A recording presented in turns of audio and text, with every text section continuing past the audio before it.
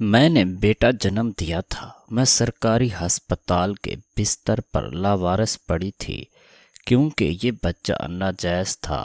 میں خود نہیں جانتی تھی یہ بچہ کس کا تھا، پر میرے گھر والوں نے مجھے نکال دیا تھا۔ میں بچے کو لے کر ایک دارالامان میں رہنے لگی۔ جب ایک امیر کبیر آدمی وہاں خیرات کرنے آیا، میرا دل زور سے دھڑکنے لگا کیونکہ میرا یہ بچہ بالکل اس کے جیسا تھا۔ لیکن بھلا یہ کیسے ممکن تھا؟ میں تو اسے جانتی تک نہ تھی۔ جب اس نے مجھے دیکھا اور بولا، تم ہی وہ لڑکی ہو جو میری مجرم ہے، میں یہ سنتے ہی ڈر گئی۔ وہ مجھے زبردستی اپنے ساتھ کمرے میں لے گیا۔ میں رونے لگی۔ جب اس نے مجھے لگا تھا کہ میری زندگی میں سب کچھ ٹھیک ہو گیا تھا، مگر میری آزمائش ابھی ختم نہیں ہوئی تھی۔ ایک دن اس دارالامان میں ایک امیر کبیر آدمی خیرات کرنے آیا تو اس کی نظریں مجھ پر ٹک سی گئی تھیں۔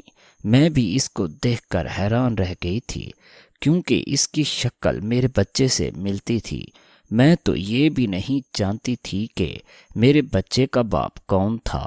میرا بیٹا تو ناجائز تھا، مگر اس شخص کو دیکھ کر مجھے لگ رہا تھا جیسے میرا اس کے ساتھ کوئی تعلق رہ چکا تھا۔ تبھی وہ شخص مجھے اپنے ساتھ ایک کمرے میں لے گیا۔ میں اس کی موجودگی کو اپنے پاس محسوس کر کے ڈر گئی تھی کیونکہ زندگی پہلے ہی میرے ساتھ بہت کھیل کھیل چکی تھی اور مجھ میں کسی نئے امتحان سے گزرنے کی ہمت باقی نہیں رہی تھی۔ مگر تبھی وہ کہنے لگا کہ میرا نام مقدس ہے۔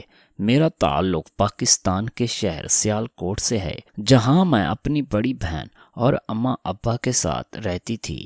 میں ایک متوسطہ گھرانے میں پیدا ہوئی تھی جہاں 2 وقت کی روٹی کمانے کے لیے گھر کے ہر فرد کو محنت مزدوری کرنا پڑتی تھی۔ میری بہن مروہ مجھ سے 4 سال بڑی تھی اور اماں کے ساتھ محلے میں سلائی کا کام کرتی تھی۔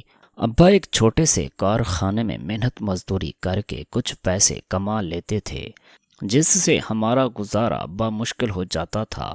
اس کارخانے میں ابا چمڑے کے بیگ سیتے تھے۔ اماں نے ابا سے کبھی برے حالات کا شکوہ نہیں کیا تھا۔ وہ ہمیشہ بس یہی کہتی تھی کہ غریب وہ نہیں ہوتا جس کے پاس پیسہ نہ ہو، بلکہ غریب تو وہ ہوتا ہے جو حالات کے سامنے ہار مان جائے۔ ہماری زندگی سادہ مگر باعزت تھی۔ میں گورنمنٹ اسکول میں پڑھتی تھی اور پڑھائی میں اچھی تھی۔ اونچے اونچے خواب دیکھنا میرا شوق تھا۔ میرے بہت سے خواب تھے۔ ایک دن ٹیچر بنوں گی اور اپنے گھر کو بہتر بناؤں گی۔ میں اتنا کما سکوں گی کہ ابا کو کارخانہ سے بھی چھٹکارا دلوا سکوں گی اور مروہ کے ہاتھ بھی خود پیلے کرواؤں گی۔ مگر میں یہ نہیں جانتی تھی کہ خواب جب آنکھوں سے نکل کر حقیقت کی زمین پر اترتے ہیں تو اکثر زخمی ہو جاتے ہیں۔ ہم دونوں بہنیں بے انتہا خوبصورت تھیں، مگر مروہ میری نسبت سادہ مزاج اور خاموش طبع تھی۔ وہ ہمیشہ حالات کے ساتھ سمجھوتا کرنے والی اور ایک سادہ سوچ رکھنے والی عام سی لڑکی تھی۔ مگر میرے خواب بہت اونچے تھے۔ مروہ کو جو بھی ملتا تھا وہ اس میں خوش ہو جاتی تھی، مگر میں ہمیشہ بہتر اور زیادہ لینے کے حق میں تھی۔ ہم جس چھوٹے سے گھر میں رہتے تھے، کبھی کبھی میرا دل چاہتا تھا کہ میں اس چھوٹے اور عام سے گھر سے نکل کر ایک بہت بڑے گھر میں رہنے لگوں، کیونکہ مجھے غریب ہونا بالکل بھی اچھا نہیں لگتا تھا۔ میں چاہتی تھی کہ میں بہت جلد اتنے پیسے کمانے کے قابل ہو جاؤں کہ مجھے دوبارہ کبھی اس چھوٹے سے گھر کو دیکھنا ہی نہ پڑے۔ اس لیے میں خوب دل لگا کر محنت کر رہی تھی، مگر مجھ میں صبر بالکل بھی نہیں تھا۔ میں جلد ہی امیر ہو جانا چاہتی تھی۔ اس وقت مروہ میٹرک کر رہی تھی جب اماں ابا کو یہ فکر ستانے لگی تھی کہ مروہ اب جوان ہو گئی تھی اور اس کو اس کے گھر کر دینا چاہیے تھا کیونکہ ہماری برادری میں لڑکی کی کم عمری میں ہی شادی کر دی جاتی تھی، اس لیے اماں ابا نے ایک دو رشتے والوں کو مروہ کے لیے اچھا سا رشتہ ڈھونڈنے کے لیے کہہ دیا تھا۔ میں تو اس حق میں بالکل بھی نہیں تھی کہ اماں ابا مروہ کی شادی کم عمری میں ہی کر دیتے اور اس چھوٹے سے گھر سے اس کو رخصت کر دیتے، کیونکہ میں تو یہ چاہتی تھی کہ جب میں بہت سارے پیسے کما لوں گی اور ہم امیر ہو جائیں گے تو میں اپنی بڑی بہن کو خود دھوم دھام سے رخصت کروں گی۔ لیکن اماں ابا میری باتیں سن کر ہمیشہ ہنس دیا کرتے تھے اور مجھے نادان سمجھتے تھے۔ ان کو لگتا تھا کہ میرے خیالات بہت اونچے تھے، شاید اسی لیے میں ایسا سوچتی تھی کہ میں اپنے گھر والوں کی تقدیر بدل دوں گی، مگر میں یہ نہیں جانتی تھی کہ میرے گھر والوں کی تقدیر میری ہی وجہ سے بدلنے والی تھی، مگر اس تقدیر کا رخ بہت بھیانک ہونے والا تھا۔ اماں تو مروہ کے لیے کسی اچھے سے رشتے کی تلاش میں تھیں، مگر ہمارے مالی حالات ایسے نہ تھے کہ کوئی اچھا رشتہ ہمیں مل پاتا۔ ہمارے گھر مروہ کے لیے جو بھی رشتہ آتا تھا وہ لڑکا کوئی نہ کوئی اناڑی ہی ہوتا تھا۔ کبھی مروہ کے لیے کسی موچی کا رشتہ آتا تو کبھی کسی ایسے لڑکے کا جو لوگوں کے گھروں میں جھاڑ پونچھ کا کام کرتا تھا۔ اماں ابا نے ہر طرح کے عام سے رشتے کو انکار کر دیا تھا۔ مروہ بھی خاموش تھی، وہ بیچاری تو ویسے بھی سادہ اور معصوم سی لڑکی تھی۔ اس کو اماں ابا جہاں بھی اور جس کے ساتھ بھی بیاہ دیتے وہ خوشی خوشی رخصت ہو کر چلی جاتی، لیکن وہ اماں ابا کے لیے اتنا بوجھ بھی نہیں تھی کہ وہ اس کو ایسے ہی کسی ایرے غیرے کے حوالے کر دیتے۔ آخر کار ایک دن رشتہ کروانے والی نے اماں کو ایک رشتہ بتایا تھا۔ اس لڑکے کا نام وسیم تھا، وہ سعودی عرب میں محنت مزدوری کرتا تھا۔ اماں ابا کو لگا تھا کہ شاید اچھا نصیب ہمارا دروازہ کھٹکھٹا رہا تھا۔ وسیم کی ماں نے صاف کہہ دیا تھا کہ ان کو جہیز کی کوئی ضرورت نہیں تھی، وہ تو یہ چاہتے تھے کہ بس لڑکی نیک ہو۔ ہمیں لگا تھا کہ ہم خوش نصیب تھے، اس لیے ہماری دہلیز پر وسیم کا رشتہ آیا تھا۔ اماں ابا کے دل میں اس رشتے کو لے کر تھوڑا سا ڈر ضرور تھا کہ آخر ہم غریبوں کے گھر میں اتنا اچھا رشتہ کیسے آ سکتا تھا، مگر میں تو وسیم کا رشتہ دیکھتے ہی بہت زیادہ خوش ہو گئی تھی اور یہ سوچنے لگی تھی کہ جب مروہ شادی کر کے اپنے شوہر کے ساتھ ملک سے باہر چلی جائے گی تو میں بھی اس سے ملنے کے لیے باہر کے ملک جاتی رہوں گی، کیونکہ وہ میری اکلوتی بہن تھی اور میں باہر جا کر محنت مزدوری کر کے ڈھیر سارے پیسے کما سکوں گی۔ اس لیے میں چاہتی تھی کہ اماں ابا اس رشتے سے انکار نہ کریں۔ اماں ابا بھی اس رشتے کے لیے مان گئے تھے، کیونکہ وسیم شکل و صورت سے خوبصورت تو تھا ہی، لیکن سیرت سے بھی ایک سلجھا ہوا لڑکا تھا۔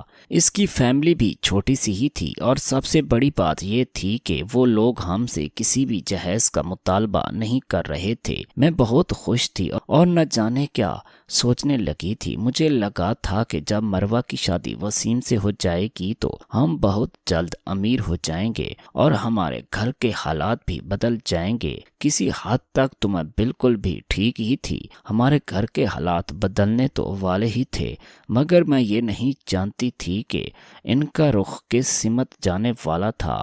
شادی کی تاریخ طے ہو گئی تھی، میں بہت زیادہ خوش تھی۔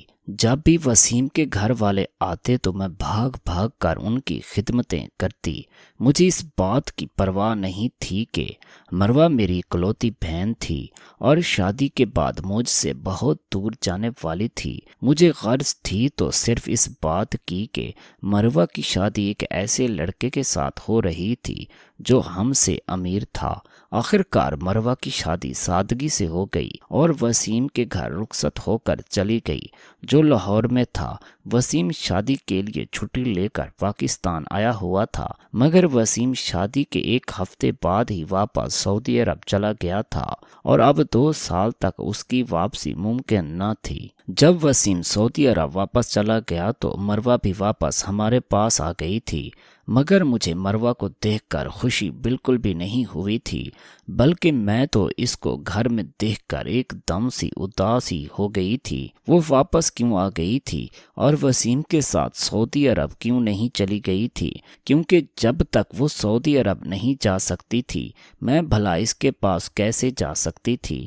مگر مروہ کہنے لگی تھی کہ وسیم کچھ کاغذات بنوا رہا تھا اور جب ان کاغذات کا کام مکمل ہو جائے گا تب مروہ بھی اس کے پاس چلی جائے گی۔ میں ہر روز مروہ سے یہی پوچھتی تھی کہ کیا اس کے کاغذات کا کام مکمل ہو گیا تھا یا نہیں، مگر جیسے جیسے وقت گزر رہا تھا مروہ خاموش رہنے لگی تھی۔ وہ تو نہ کوئی شکایت کرتی نہ کوئی خواب دیکھتی تھی، خاموش تو وہ پہلے بھی رہتی تھی، مگر اب اس کی خاموشی ایک عجیب طرح کی تھی، کیونکہ وہ مجھ سے بھی بات نہیں کرتی تھی، بس اماں کے ساتھ کسی نہ کسی کام میں لگی رہتی تھی۔ وہ وسیم کو خط لکھتی تھی، تصویریں بھیجتی تھی جن کا جواب کبھی کبھار آتا تھا۔ مروہ کی شادی کو 6 ماہ ہو چکے تھے۔ وسیم کے جانے کے بعد مروہ کے چہرے پر ایک عجیب سی سنجیدگی چھا گئی تھی۔ وہ پہلے کی طرح نہ ہنستی تھی نہ مجھ سے شوخیوں میں بات کرتی تھی۔ میں تو دن گن رہی تھی کہ کب وسیم مروہ کو اپنے پاس بلائے اور مجھے بھی ملک سے باہر جا کر سعودی عرب دیکھنے کا موقع مل سکے تاکہ میں بھی اپنی قسمت بدل سکوں، کیونکہ مروہ کی قسمت تو بدل ہی چکی تھی اور آخرکار میرا انتظار ختم ہو گیا جب ایک دن مجھے خبر ملی کہ وسیم نے کاغذات کا کام مکمل کروا لیا تھا اور مروہ اب بہت جلد سعودی عرب جانے والی تھی۔ میں تو یہ خبر سن کر بے تحاشا خوش ہوئی تھی، مگر میں نے محسوس کیا تھا کہ مروہ یہ خبر سن کر مزید اداس ہو گئی تھی۔ جب میں نے اس سے اس اداسی کی وجہ پوچھی تو وہ مجھے کہنے لگی کہ اماں ابا اور مجھ سے دور جانے کا غم اس کو اداس کر رہا تھا، مگر مجھے اس پر بے تحاشا غصہ آیا تھا کہ کب قسمت اس پر مہربان ہو رہی تھی تو وہ ناشکری کیوں کر رہی تھی۔ اس کے پاس تو موقع تھا کہ وہ غریبی سے نکل کر امیروں والی زندگی گزارنے کا اس کو موقع مل رہا تھا، پھر بھی وہ اداس ہو رہی تھی۔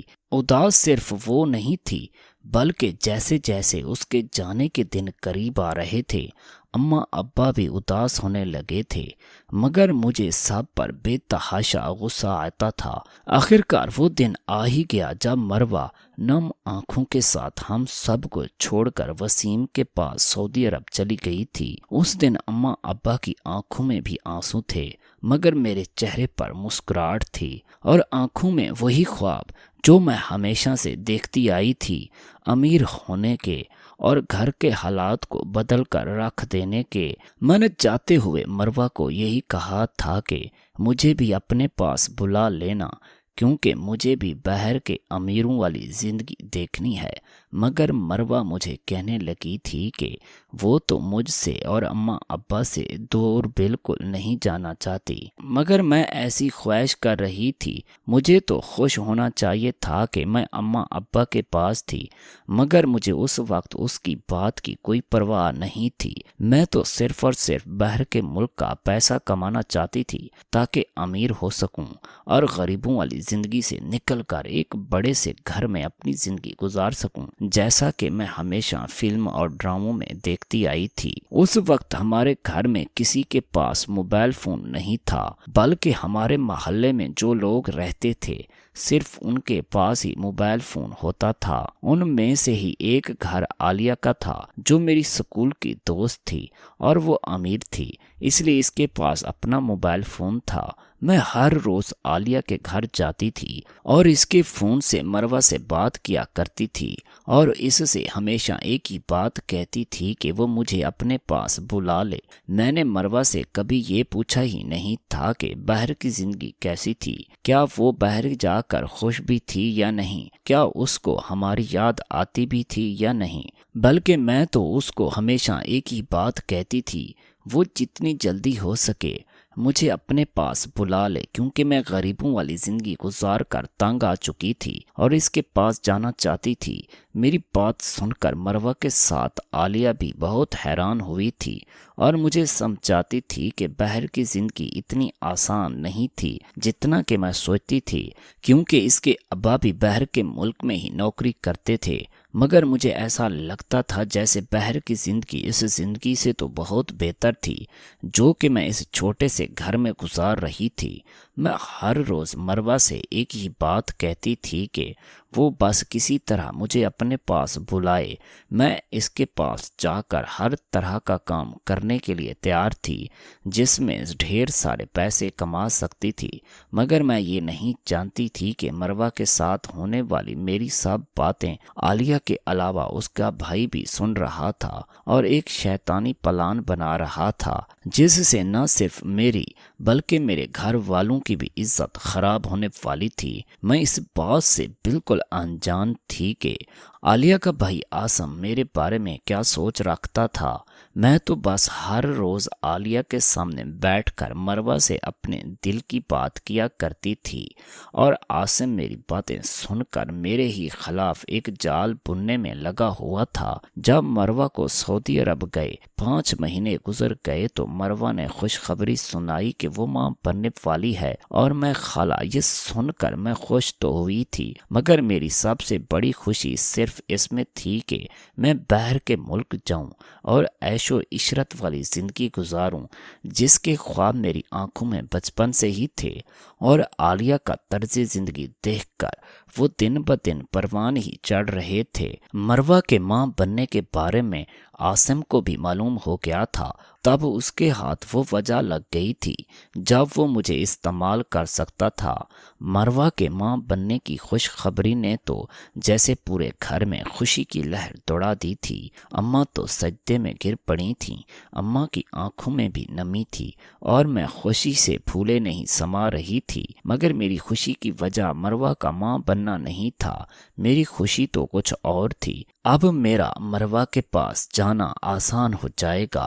میں اتنی بے صبر تھی کہ میرے کان صرف میری ہی مرضی کی بات سننا چاہتے تھے اور مروہ کی یا کسی اور کی کسی بات کی مجھے کوئی پرواہ نہیں تھی۔ مروہ کی تھکان، اس کے دکھ، اس کی غربت کی کمی یا اس کی تنہائی مجھے دکھائی نہیں دیتی تھی۔ میں تو بس اپنے خیالوں میں ہی خود کو سعودی عرب کے ایک بڑے سے شاپنگ مال کے کیش کاؤنٹر کے پیچھے دیکھتی تھی، یا کسی ہال میں ویلکم ڈرنکس پیش کرتے ہوئے دیکھتی، یا خوبصورت لباس میں فیشن شو میں جیسے میں فلموں ڈراموں میں دیکھتی تھی۔ ایک دن جب میں مروہ سے بات کرنے عالیہ کے گھر گئی تو عاصم نے مجھے خود مخاطب کیا تھا اور کہنے لگا تھا کہ مقدس، کیا تم واقعی بہر اپنی بہن کے پاس جانا چاہتی ہو؟ عاصم کی بات سن کر تو جیسے میں چونک گئی تھی۔ پہلی بار وہ براہ راست مجھ سے بات کر رہا تھا، مگر میں نے فوراً اس بات میں سر ہلا دیا تھا۔ وہ مجھے کہنے لگا تھا کہ مجھے سعودی عرب جانے کے لیے اس کے ایک دوست سے ملنا ہوگا، کیونکہ بقول اس کا دوست امارات میں ایک کمپنی چلاتا ہے اور جوان لڑکیوں کو سیلز یا ایونٹ مینجمنٹ کی نوکری دیتا تھا، مگر اس نے ایک شرط بھی رکھی تھی کہ مجھے اس کے دوست کو جا کر خود انٹرویو دینا تھا۔ میں نے کچھ بھی سوچے سمجھے بغیر بے تابی سے بس یہی پوچھا تھا کہ مجھے کہاں اور کب جانا تھا۔ عاصم مجھے کہنے لگا تھا کہ وہ مجھے خود وہاں لے جائے گا اور عالیہ بھی ہمارے ساتھ ہی ہوگی، اس لیے مجھے فکر کرنے کی ضرورت نہیں تھی۔ یہ سن کر میرے دل کو سکون ملا تھا کہ عالیہ بھی میرے ساتھ ہی ہوگی۔ اس وقت مجھے یہی لگا تھا کہ شاید قسمت کا دروازہ کھل رہا تھا۔ میں نے اماں سے کہا تھا کہ میں عالیہ کے ساتھ لاہور جا رہی تھی، اس کی خالہ کے ہاں۔ اماں بھی عالیہ کے نام پر فوراً مان گئی تھی۔ اگلی شام عالیہ اور عاصم مجھے لے کر لاہور روانہ ہو گئے تھے۔ گاڑی میں خوش گپیاں ہو رہی تھیں، مگر میرے دل میں ایک عجیب سی بے قراری تھی، جیسے کوئی انجانا خوف دل میں سرسرا رہا تھا۔ ہم ایک درمیانے درجے کے ہوٹل پر پہنچے تھے، جہاں عاصم نے بتایا تھا کہ وہ شخص ابھی پہنچا نہیں تھا، اس لیے ہم پہلے روم میں جا کر آرام کر لیتے ہیں۔ روم کا سن کر میں ڈر گئی تھی۔ عاصم کو شاید محسوس ہو گیا تھا کہ میں ڈر گئی تھی، تبھی وہ مجھے کہنے لگا تھا کہ اس کا دوست میرے لیے خود اس ہوٹل میں میرا انٹرویو لینے آ رہا تھا، اور وہ تھکا ہوا آئے گا تو انٹرویو بھی آرام سے کرے گا۔ وہ مجھے کہنے لگا تھا کہ میں فکر نہ کرتی، کیونکہ وہ اور عالیہ بھی تو ساتھ میں ہی تھے۔ مجھے اس وقت کچھ بھی غلط نہیں لگا تھا، کیونکہ عالیہ وہاں تھی اور عاصم اور اس کا بھائی تھا۔ مگر جیسے ہی ہم روم میں پہنچے تھے، عالیہ کہنے لگی تھی کہ اسے کچھ لینا تھا، وہ جلدی واپس آ جائے گی، اور پھر وہ وہاں سے چلی گئی تھی اور واپس نہیں آئی تھی۔ میں اس کا انتظار کرتی رہ گئی تھی۔ کمرے میں صرف میں اور عاصم ہی رہ گئے تھے۔ وہ کمرہ بند تھا، وہاں ٹی وی چل رہا تھا، مگر آواز بند تھی۔ میں نے بے چینی سے عاصم سے پوچھا تھا کہ اس کا وہ دوست کب آئے گا۔ میری بات سن کر عاصم نے مجھے غور سے دیکھا تھا اور کہنے لگا تھا کہ وہاں کوئی بھی نہیں آنے والا تھا۔ میں گھبرا گئی تھی، میری سانسیں تیز ہو گئی تھیں۔ میں نے دروازے کی طرف دیکھا تھا، شاید وہاں عالیہ آ جاتی، مگر وہ دروازہ اندر سے بند تھا، جو عاصم نے کمرے میں داخل ہوتے ہی کر دیا تھا۔ میرا دھیان وہاں جا ہی نہیں سکا تھا۔ میں نے گھبرا کر کہا تھا کہ عاصم بھائی، اگر وہ مذاق کر رہے تھے تو وہ مذاق اچھا نہیں تھا۔ میں چیخ کر کہنے لگی تھی کہ پلیز عالیہ کو بلائیں، مگر عاصم کا چہرہ بدل گیا تھا۔ اس کی آنکھوں میں اب وہ شیطان بول رہا تھا، جس کا میں نے تصور بھی نہیں کیا تھا۔ وہ اپنے گھٹیا لہجے میں کہنے لگا تھا کہ عالیہ وہاں نہیں آئے گی، کیونکہ وہ سب جانتی تھی۔ وہ میری طرف رکنے لگا تھا اور مجھے کہنے لگا تھا کہ تم بھی جانتی ہو کہ تم کس چیز کے لیے آئی ہو، اب یہ موقع ضائع نہ کرو۔ تم امیر بننا چاہتی ہو نا؟ میں نے چیخنے کی کوشش کی تھی، مگر عاصم نے زور سے میرا بازو پکڑا تھا اور مجھے اپنی طرف کھینچا تھا۔ وہ مجھے کہنے لگا تھا کہ چیخنے کا کوئی فائدہ نہیں تھا، کیونکہ وہ کمرہ ساؤنڈ پروف تھا، اور ویسے بھی جب میں نے خود کو کہا تھا کہ میں ہر کام کے لیے تیار تھی، بس مجھے پیسے ملنے چاہیے تھے۔ میں اس کی باتیں سن کر ہکا بکا رہ گئی تھی۔ اس نے میرے سامنے ہزار ہزار کے ڈھیروں نوٹ رکھ دیے تھے اور کہنے لگا تھا کہ لو پیسے اور میرا کام کرو، کیونکہ اب یہ بھی ایک کام ہے اور تمہیں اس کے بدلے پیسے ملیں گے۔ میری آنکھوں سے آنسو بہہ رہے تھے، میرے جسم سے جان نکلتی جا رہی تھی۔ میں لڑکھڑا رہی تھی اور زمین پر گر گئی تھی۔ عاصم کے الفاظ میرے کانوں میں مسلسل گونج رہے تھے، تم جیسی لڑکیاں تو اپنی عزت خود تشتری میں رکھ کر پیش کرتی ہیں، تم سے تو صرف فائدہ اٹھانا باقی تھا۔ اور اس رات میری عزت، میری سادگی، میری خواہشیں سب ایک شیطانی انسان کی ہوس کی نظر ہو گئی تھیں۔ میں بند کمرے میں عالیہ کا انتظار کرتی رہ گئی تھی۔ نہ وہ آئی تھی نہ کوئی اور جو مجھے اس درندے سے بچا سکتا تھا۔ وہ درندہ مجھے بے آبرو کر کے میرے منہ پر پیسے مار کر جا چکا تھا۔ وہ رات مجھے شدت سے خود پر اپنے گھٹیا پیسے کمانے کے خوابوں پر غصہ آیا تھا۔ اگلی صبح میں اپنے کپڑوں کو درست کرتی اپنی ٹوٹی ہوئی انا کے ساتھ اس ہوٹل کے کمرے کے دروازے سے باہر نکلی تھی اور سیدھی بس اسٹینڈ کی طرف چل پڑی تھی۔ مجھے عالیہ نہ ملی تھی، نہ اس کا بھائی، اور نہ اس کے بھائی کا چہرہ دوبارہ دیکھنے کا مجھ میں حوصلہ تھا۔ میں سارا راستہ خاموش رہی تھی، میری آنکھوں میں آنسو تھے، مگر زبان پر ایک دم تالا لگا ہوا تھا۔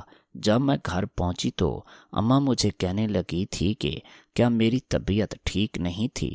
میں نے خالی نظروں سے اماں کی طرف دیکھا تھا اور صرف سر ہلا کر اپنے کمرے میں چلی گئی تھی۔ جب میں نے آئینے میں خود کو دیکھا تو وہاں سب کچھ پہلے جیسا ہی تو تھا، وہی چہرہ تھا، وہی آنکھیں تھیں، مگر میرے اندر کچھ مر چکا تھا، کچھ ایسا جو کبھی واپس نہیں آنے والا تھا۔ میں بہت دیر تک اپنے بے آبرو وجود کو گھورتی رہی تھی۔ ابھی کچھ ہی دن گزرے تھے جب مجھے کسی نامعلوم نمبر سے ایک ویڈیو ملی تھی۔ اس ویڈیو میں تھی، وہی ہوٹل کا کمرہ تھا، وہی لمحے تھے اور وہی بے بسی تھی۔ وہ ویڈیو دیکھ کر میں اندر تک جھلس گئی تھی۔ اس ویڈیو کے بعد ایک میسج بھی ملا تھا کہ اگر میں نے زبان کھولی تو یہ ویڈیو سب کو دکھا دی جائے گی۔ مجھ سے کہا گیا تھا کہ خاموش رہو اور بس کام کرتی رہو، تمہیں اور بھی جگہوں پر لے جانا ہے۔ میرا سارا وجود لرز گیا تھا۔ مجھے لگا تھا کہ شاید مجھ پر جو قیامت گزری تھی وہ ختم ہو چکی تھی، مگر وہ تو قیامت کا بس کچھ ہی حصہ تھا۔ ابھی تو میرے ساتھ اور بھی بہت کچھ ہونا باقی تھا۔ میں نے کانپتے ہاتھوں کے ساتھ وہ فون توڑ دیا تھا جو میرے گھر کے دروازے پر پڑا تھا، مگر وہ دھمکی میرے ذہن میں بجلی بن کر گونج گئی تھی۔ اس دن کے بعد سے عالیہ نے پھر کبھی مجھ سے بات نہ کی تھی۔ میں نے کوشش کی تھی کہ عالیہ کے گھر جا کر اس کی اس گھٹیا بھائی کی حقیقت بتا سکتی، مگر عالیہ کی فیملی کچھ دنوں بعد وہاں سے چلی گئی تھی۔ مجھ سے کسی نے کوئی سوال نہیں کیا تھا اور نہ ہی میں نے بھی کسی کو کچھ بتایا تھا۔ میں بس خاموشی کا مجسمہ بن گئی تھی اور خالی نظروں سے گھر کے در و دیوار کو تکتی رہتی تھی۔ مجھے لگتا تھا جیسے کسی دن عاصم اماں ابا کے سامنے میری وہ ویڈیو رکھ دے گا اور اماں ابا مجھے جان سے مار دیں گے، کیونکہ وہ تو جانتے ہی نہیں تھے کہ میرا عالیہ کے گھر کتنا آنا جانا تھا۔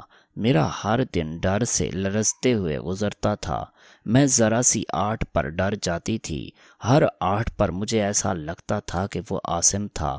اس دن کے بعد سے میرا مروہ کے پاس سعودی عرب جانے کا ارادہ نہیں بدلا تھا۔ میں اس کے پاس ہر قیمت پر جانا چاہتی تھی، مگر اب میرے پاس عالیہ کا موبائل بھی نہیں تھا جس سے میں مروہ سے کوئی رابطہ کر سکتی تھی۔ کافی مہینے گزرے تھے، سب کچھ ٹھیک تھا۔ میں آہستہ آہستہ سب کچھ بھولنے لگی تھی جو میرے ساتھ اس ہوٹل کے کمرے میں ہوا تھا۔ ایک طرح سے میں خوش بھی تھی کہ اس بارے میں کسی کو کچھ معلوم نہ تھا۔ مجھے لگا تھا کہ سب کچھ ٹھیک ہو گیا تھا، مگر ایک دن جب میں گھر میں اکیلی تھی تو دروازے پر بہت زور کی دستک ہوئی تھی۔ میں ڈر گئی تھی۔ میں نے ڈرتے ڈرتے دروازہ کھولا تو وہاں ہمارے محلے کا ایک بچہ ہاتھ میں لفافہ لیے کھڑا تھا۔ میں نے اس بچے سے وہ لفافہ پکڑا اور جب میں اس سے کچھ پوچھنے ہی والی تھی کہ وہ ایک دم سے وہاں سے بھاگ گیا تھا۔ وہ لفافہ بھاری تھا۔ میں نے اندر آتے اس لفافے کو کھولا تو میرے پیروں تلے سے زمین نکل گئی تھی۔ اس میں میری کچھ تصویریں تھیں جو اسی ہوٹل کے کمرے میں بنائی گئی تھیں۔ ان تصویروں میں میری حالت دیکھ کر کوئی بھی مجھے بے عزت اور بے آبرو ہونے کا طعنہ دے سکتا تھا۔ ان تصویروں کے ساتھ ایک کاغذ بھی تھا جس پر لکھا تھا کہ اگر میں چاہتی تھی کہ وہ تصویریں میرے اماں ابا مروہ کے ہاتھ نہ لگیں تو مجھے اس کے اوپر لکھے پتے پر جانا تھا اور ایک بار پھر سے وہ سب کچھ کرنا تھا جو پہلے بھی میرے ساتھ ہو چکا تھا۔ مجھے ایک جھرجھری سی آ گئی تھی اور میں نے پوری طاقت کے ساتھ اس لفافے کو اٹھا کر دیوار پر دے مارا تھا۔ میرے ذہن میں طرح طرح کے خیالات آ رہے تھے۔ اگر میں اس بھیجے ہوئے پتے پر نہ گئی تو نہ جانے میرے ساتھ کیا کچھ ہو جائے گا۔ پہلے تو میں یہ شکر کرتی تھی کہ اس بارے میں کسی کو کچھ بھی معلوم نہیں تھا، لیکن یہ سوچ کر ہی میری روح تک کانپ گئی تھی کہ اگر اس بارے میں کسی کو معلوم ہو گیا تو اماں ابا تو جیتے جی مر جائیں گے۔ مجھے کچھ سمجھ نہیں آ رہا تھا کہ میں کیا کرتی۔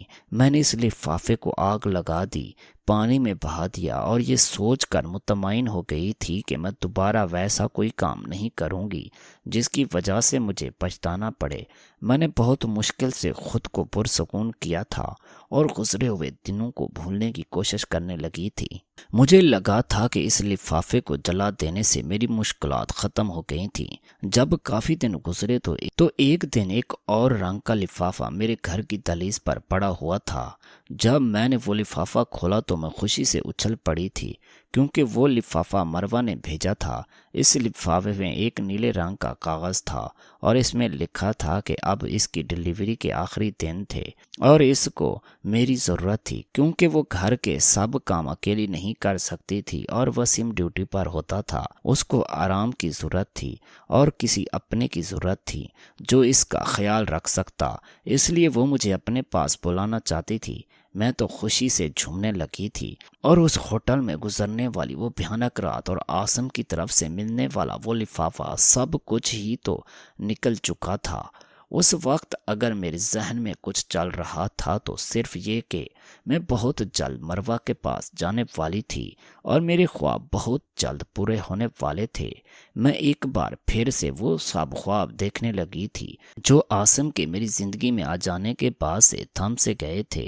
جب میں نے اماں ابا کو اس بارے میں بتایا تو اماں بھی بے تحاشا خوش ہو گئی تھیں، اور میرے مروہ کے پاس جانے پر ان کو بھی کوئی اعتراض نہیں تھا، بلکہ اماں ابا تو مجھے خوشی خوشی مروہ کے پاس بھیجنے کے لیے تیار ہو گئے تھے۔ میں نے بہت خوشی سے اپنا سارا سامان تیار کرنا شروع کر دیا تھا، اور اونچے اونچے خواب ایک بار پھر میری آنکھوں میں لوٹ آئے تھے۔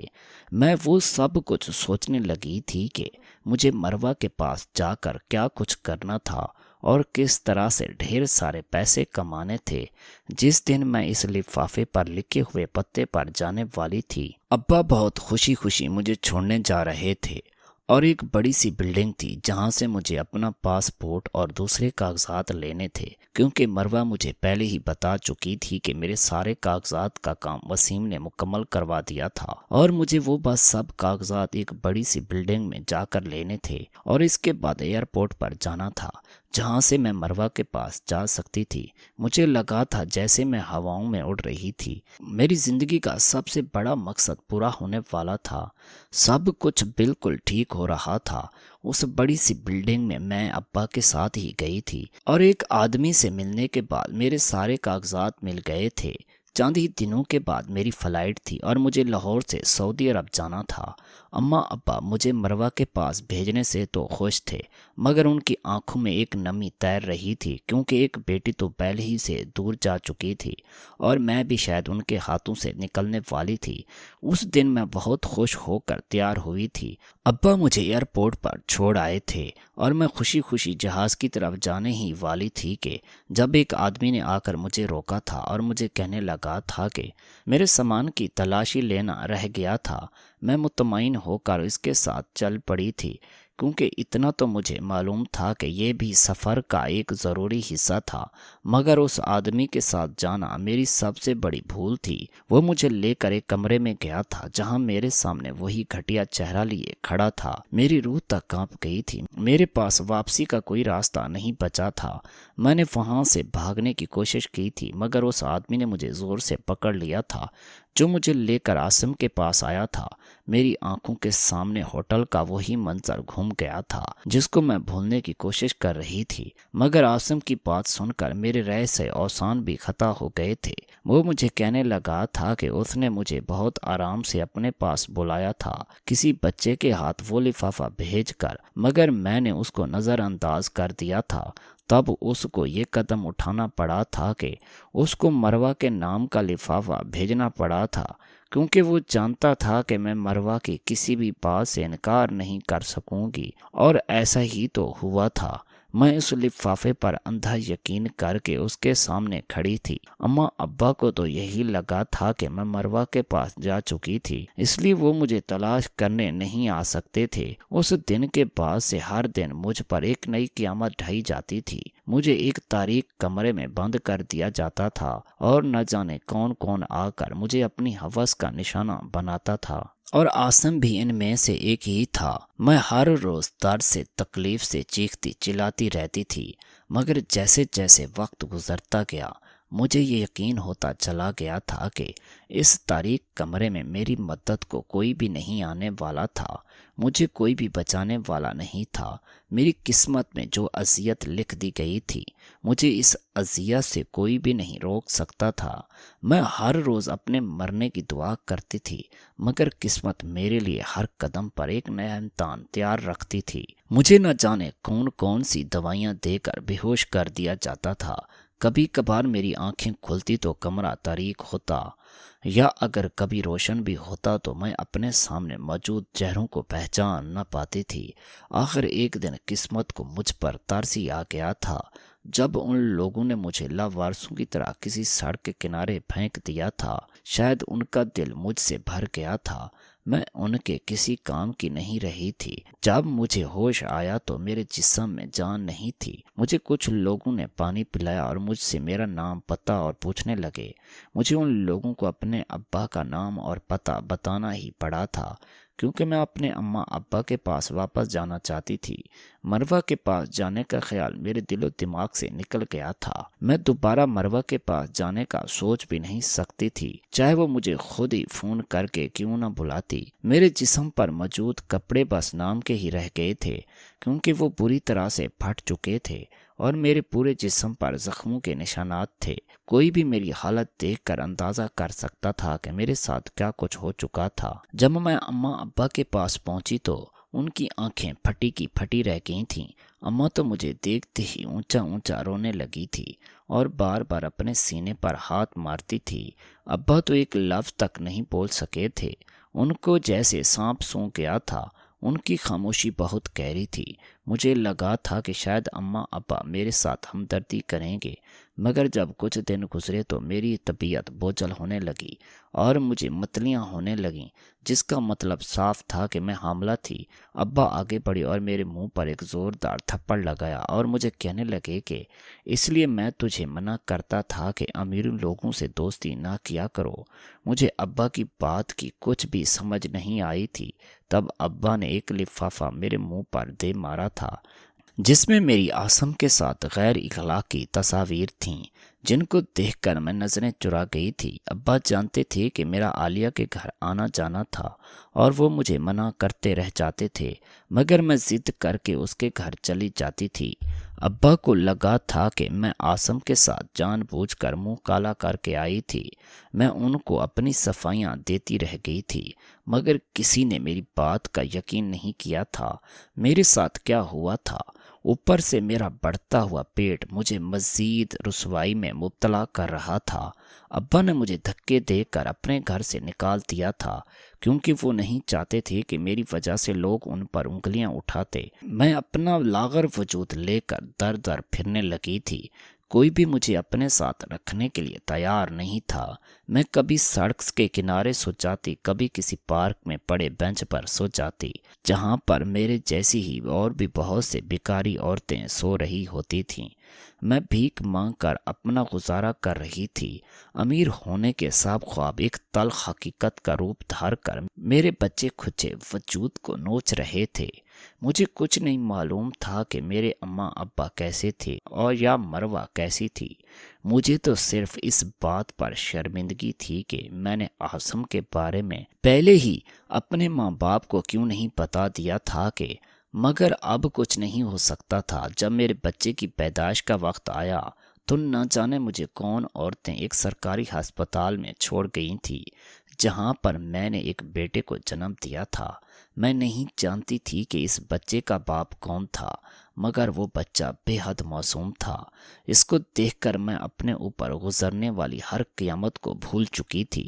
مجھے لگا تھا کہ مجھے جینے کا مقصد ایک نئی وجہ مل گئی تھی۔ میں ہر روز اس بچے کو اپنے سینے سے لگا کر خود میں جینے کی ایک نئی ہمت پیدا کرتی تھی۔ پہلے تو میں اکیلی تھی، اس لیے کبھی کسی سڑک کے کنارے سو جایا کرتی تھی، مگر اب میرے ساتھ ایک بچے کی زندگی بھی جڑی تھی، جس کو میں اپنی طرح سڑک پر نہیں چھوڑ سکتی تھی۔ تبھی میں نے ایک دارالامان میں پناہ لی تھی۔ میں اس دارالامان میں محنت کرتی تھی۔ میں وہاں پر ہر وہ کام کرتی تھی جو میں نے اپنے گھر میں کبھی نہیں کیا تھا۔ میں وہاں پر لوگوں کے گندے کپڑے دھوتی، ان کے میلے کچیلے برتن صاف کرتی اور ان کے کمرے کی گندگی اٹھاتی، صرف اور صرف اپنے چھوٹے طلال کے لیے۔ میری دنیا طلال سے شروع ہو کر اسی پر ختم ہو جاتی تھی، اور میں اس کے لیے ہر کام کرنے کے لیے تیار تھی، چاہے اس کے لیے مجھے لوگوں کے جوتے ہی کیوں نہ صاف کرنے پڑتے۔ جیسے جیسے طلال بڑا ہو رہا تھا، اس کی خوبصورتی میں اضافہ ہو رہا تھا۔ خوبصورت تو میں بھی تھی، مگر مجھے یقین ہو گیا تھا کہ اس کا باپ جو تھا وہ ایک وجیح شخصیت کا مالک تھا۔ تبھی طلال میں ایک عجیب کشش تھی جو مجھے اپنی طرف کھینچتی تھی۔ مجھے لگا تھا کہ میری زندگی میں جتنی بھی آزمائشیں تھیں وہ سب ختم ہو چکی تھیں، مگر ایک دن جب ایک امیر کبیر آدمی دارالامان میں خیرات کرنے آیا تو میری نظر اس پر جم کر رہ گئی تھی کیونکہ طلال کے چہرے میں اس کی شابت تھی۔ وہ آدمی بھی طلال کو اور مجھے دیکھ کر ٹھٹک کر رہ گیا تھا اور میرے قریب آ کر کہنے لگا تھا، کیا میں اس کو جانتی تھی؟ میں اس کے سوال پر حیران رہ گئی تھی۔ مجھے کچھ سمجھ نہیں آ رہا تھا کہ آخر میرا اتنے امیر کبیر آدمی سے کیا تعلق تھا، مگر اس آدمی کی نظریں طلال پر سے ہٹی ہی نہیں رہی تھیں۔ طلال کا بھی وہی رنگ روپ تھا، وہی قد کاٹ تھا جو اس آدمی کا تھا۔ تبھی وہ آدمی دارالامان والوں سے بات کر کے مجھے اور طلال کو اپنے ساتھ لے جانے لگا تھا۔ میرے دل و دماغ میں ماضی کے سب لمحات گزر گئے تھے۔ میں نے اس آدمی کے ساتھ جانے سے انکار کر دیا تھا، مگر تبھی وہ مجھے ایک کمرے میں لے گیا تھا اور مجھے کہنے لگا تھا کہ وہ طلال کا باپ تھا۔ میں اس کی بات سن کر اپنی جگہ سے ہل نہ سکی تھی۔ وہ میرے سامنے گھٹنوں کے بل بیٹھ کر مجھ سے معافی مانگنے لگا تھا اور مجھے کہنے لگا تھا کہ وہی میرا مجرم تھا۔ اس نے اپنے کچھ دوستوں کے ساتھ مل کر میرے ساتھ بہت غلط کیا تھا، مگر میرے ساتھ غلط کرنے کے بعد اس کو ایک لمحہ بھی سکون میسر نہیں ہوا تھا۔ اس کا نام تیمور تھا۔ وہ شہر کا بہت بڑا بزنس مین تھا۔ اس کے پاس کسی بھی چیز کی کوئی کمی نہیں تھی، مگر وہ ہر رات میرا چہرہ اس کے سامنے کسی بھیانک خواب کی طرح آ جاتا تھا۔ تیمور کی ایک بہن تھی جو میری ہی ہم عمر تھی۔ اس کی عزت بھی کسی نے خراب کر دی تھی۔ تب اس کو احساس ہوا تھا کہ اس نے بھی کسی لڑکی کے ساتھ غلط کیا تھا۔ تبھی تو اس کی بہن کے ساتھ بھی وہ سب کچھ ہوا تھا۔ وہ بہت عرصے سے میری تلاش میں تھا، اس لیے میرے نام کا صدقہ ہر جگہ دیا کرتا تھا، ہر جگہ میرے نام کی خیرات دیا کرتا تھا تاکہ کسی طرح اپنے گناہ کا کفارہ ادا کر سکے۔ مگر وہ نہیں جانتا تھا کہ ایک دن اس کا گناہ اس کی آنکھوں کے سامنے آ کر کھڑا ہوگا۔ مجھے بھی اس کی باتوں پر کچھ یقین تو ہوتا ہی گیا تھا، کیونکہ طلال بالکل تیمور کی کاپی ہی تھا۔ اس کے بھی تو وہی نین نقش تھے جو تیمور کے تھے۔ میں بہت مشکل سے تیمور کے ساتھ جانے کے لیے تیار ہوئی تھی، کیونکہ میرے پاس اس کے سوا اور کوئی چارہ نہیں تھا۔ آج مجھے تیمور کے نکاح میں رہتے ہوئے 2 سال گزر گئے ہیں۔ تیمور عاصم کا ہی کوئی دوست تھا اور انہی لوگوں میں شامل تھا جنہوں نے میری عزت خراب کی تھی، مگر سچ کہتے ہیں کہ خدا کی لاٹھی بے آواز ہوتی ہے۔ اس نے جو کچھ میرے ساتھ کیا تھا وہی کچھ اس کی بہن کے ساتھ بھی ہوا تھا، اور وہ زندہ نہیں رہی تھی۔ تب اس کو اپنے گناہ کا احساس ہوا تھا۔ اس نے مجھ سے معافی مانگنے کے ساتھ ساتھ عاصم کو بھی سزا دلوائی تھی۔ آج عاصم اپنی باقی زندگی جیل میں گزار رہا ہے۔ ابھی تک میری عالیہ سے کوئی ملاقات نہیں ہوئی۔ اب میں عالیہ کی تلاش میں ہوں تاکہ اس سے پوچھ سکوں کہ اس نے میرے ساتھ اتنا بڑا دھوکہ کیوں کیا تھا۔ مروہ کے ہاں بھی ایک بیٹی پیدا ہوئی تھی، مگر میرے گھر والے دوبارہ میری شکل نہیں دیکھنا چاہتے تھے، کیونکہ ان کو لگتا تھا کہ میرے ساتھ جو کچھ بھی ہوا تھا اس سب میں میرا اپنا ہی قصور تھا۔ آج میرے پاس روپے پیسے کی کوئی کمی نہیں ہے، مگر اب مجھے اس روپے پیسے کی کوئی طلب ہی نہیں رہی۔